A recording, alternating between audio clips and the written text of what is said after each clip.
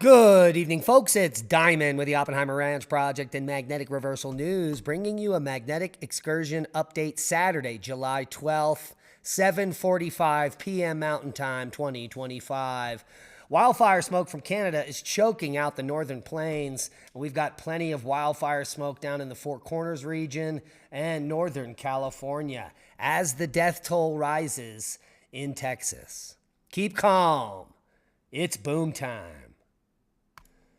We have the latest on the Texas flooding. Death toll rises to 129 as battered communities face a weekend of flash flood risks.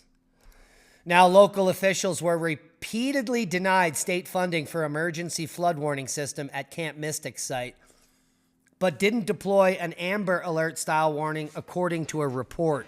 And President Donald Trump has promised to prevent this from ever happening again. So there will be federal funding for a flood warning system at this camp and in this region.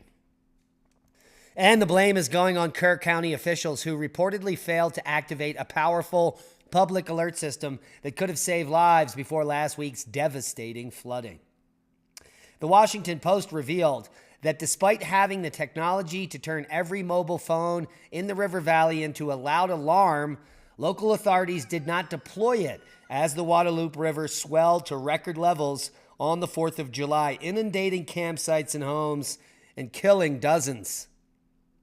The system, which cost nothing, was implemented in place of an expensive siren system that county officials reportedly couldn't obtain funding for. Regardless of that, it was not even used. So heads will roll, in my opinion. And yesterday, tornado sirens sounded during practice for the weekend's IndyCar races at the Iowa Speedway in Newton on Friday afternoon, as tornado warnings were issued in the area. Severe thunderstorms brought 70-plus mile-per-hour winds and flash flood emergencies to Iowa and the Speedway, apparently. Take a look at some people here wading through the floodwaters. Well, that video certainly isn't playing now, is it? Sounds nice. And millions under flood watches as severe storms and flash floods target the Midwest. Maybe we'll get some video here. Storms and flash flooding targeting the heartland. Millions under flood watches and the search and recovery in central Texas after the deadly and catastrophic flooding. Severe weather targeting the heartland overnight. This time-lapse video capturing an ominous view of storms rolling through parts of Illinois. And a flash flooding emergency in Davenport, Iowa. Cars submerged underwater as residents wade through the waist-deep floodwaters. We're with Navy SEALs as they assist with the search and recovery mission in central Texas, with 129 dead and more than 160 still missing. So we've got a lot going on, and our hearts, thoughts, and prayers go out to all those who are missing loved ones in Texas.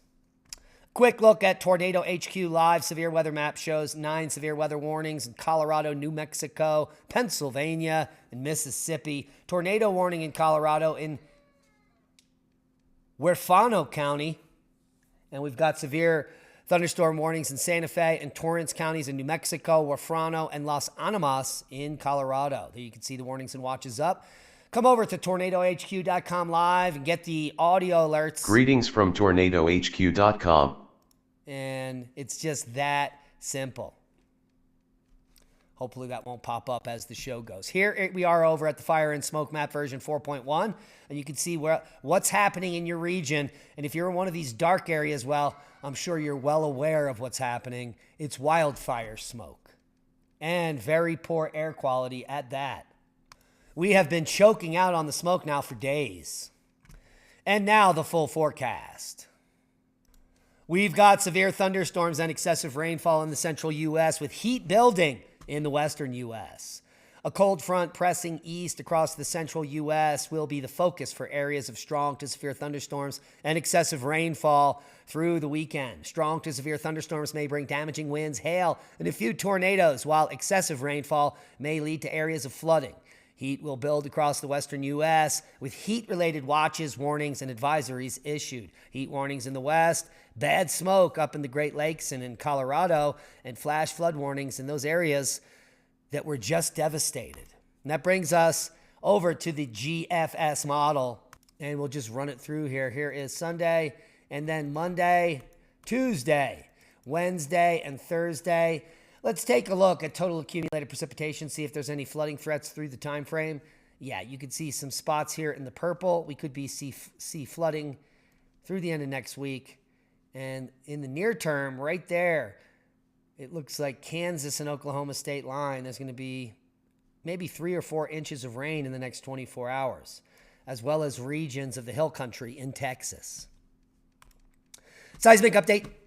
We've got some interesting quakes of note, 5.2 in the Kamchatka. We've got a moderate quake here, 4.5 up in Alaska. In the West Coast, we've got a 3.5 in Pinnacles. Overall, low-level activity worldwide, bringing us to worldwide volcano news. We've got Ibu first on the list. Volcanic ash was reported. Dukono to 7,000 feet. Popo on the list today, 20,000-foot blast there. Kirishima, possible eruption today. Nevado de Ruiz. No volcanic ash has been observed. Sangay to 21,000 feet. Ibu volcanic ash moving northeast. Sakurajima erupting today to 8,000-foot flight level. Dukono an eruption as well. We've got Libotolo to 6,000-foot Popo. Emissions of gas and steam today. Kirishima on the list. Volcanic cloud unknown observed volcanic ash. Kirishima to 6,000 foot, wrapping up the list, and a short list. We haven't seen a list that short in months, maybe even ever.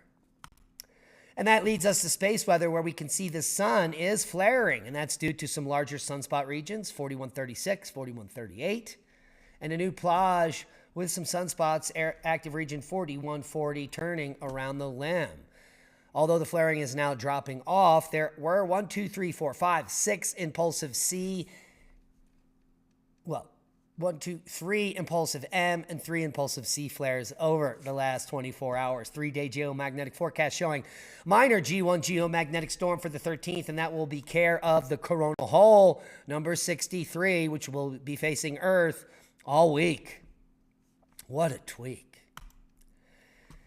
And if you know anything about Texas tiny homes and my good friend Darby, who owns the place, he's got his own city here down in south central Texas, the nexus of the Schmexus, where he's collected millions of dollars in old trim, wood, from turn of the century Victorian homes, and he's got it in his warehouse. And he's running a sale. So if you're in this region of Texas and you're looking for some amazing trim, baseboard, anything, wood, doorknobs, railings, doors, windows, he is selling everything at $400 for only 8 U.S. silver quarters. That's $80 worth of silver, and you get $400 worth of product. That is a steal. That is like 90% off. 25 cents buys you $50 in house parts. With your junk silver, check out Tiny Texas House's newsletter and check out Tiny Texas House's website. And well, if you're looking for some of the most expensive and exquisite repurposed material from the turn of the century, Darby is your guy. So go get it.